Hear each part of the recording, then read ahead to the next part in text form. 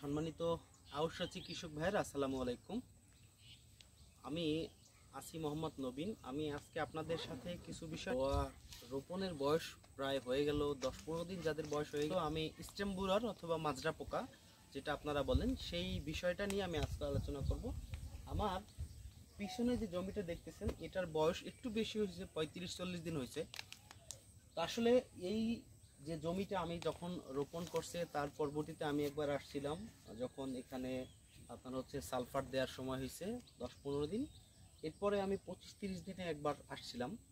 তখন এখানে আমি একটা স্প্রে দেওয়া মানে অবস্থায় আমি দেখতেছিলাম, যেখানে হচ্ছে আপনার কমরেড এবং হচ্ছে অটোবা এই দুইটা মিক্স করে ওই কৃষক ভাই নিজের থেকে স্প্রে দিছিল। পাশেই একটা মেইন রোড, এখান থেকে আমি যাওয়ার সময় দেখতেছি যে স্প্রে দিচ্ছে। তো তখন ওই ভাইয়ের সাথে কথা বলে গেলাম এবং আজকে এখান থেকে যাওয়ার সময় ভাবলাম যে একটু দেখি, আজ থেকে 15 দিন আগে কমরেড অটোবা দিছে, তো আজকে কেমন দেখা যায় জমিটা। তো দেখতেছিলাম যে আসলে এমন এই জমির মধ্যে আপনার মাজরা পোকা কাটা আছে কিন্তু খুবই কম, যা মানে একদম মনে করেন যে এখানে যদি 33% জমি থাকে তার মধ্যে হয়তো সর্বোচ্চ 10টা কাটা বের করা যাবে, এরকম একটা জমি।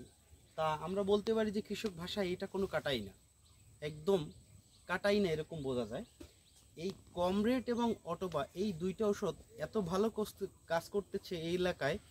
উপকূলীয় আবহাওয়া, যদিও এই এলাকায় আশেপাশে নদী, এলাকায় কালো মাথা মাজরারও আক্রমণ আছে এবং হচ্ছে ইয়েলো মাথার মাজরারও আক্রমণ আছে। দুইটা মাজরার আক্রমণ এখানে ছিল, এখন কিন্তু কোনোটার আক্রমণই আর এখানে দেখা যাচ্ছে না। তো এতে বলা যায় যে কমরেড এবং অটোবা এই দুইটার মিক্সিংয়ে খুব ভালো একটা কাজ করে।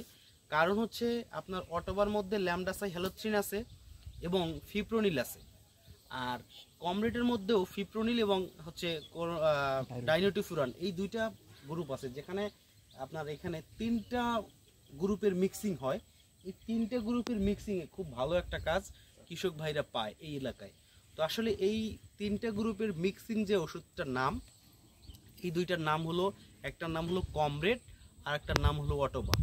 এই কমরেড আপনার 33% জমির 1 বিঘায় 30 গ্রাম কমরেড এবং 50 ml অটোবা, এই দুইটা মিক্স করে যদি কেউ সঠিক ডোজে, সঠিক নিয়মে, সঠিক সময় একই সাথে জমিতে স্প্রে করে, তাহলে তার জমি থাকবে মাজরা মুক্ত।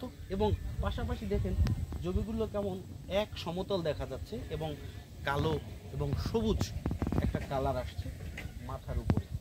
তো আসলে আমি এই অনেক দিন হলো আসলে এই ভিডিওগুলো করতেছি না।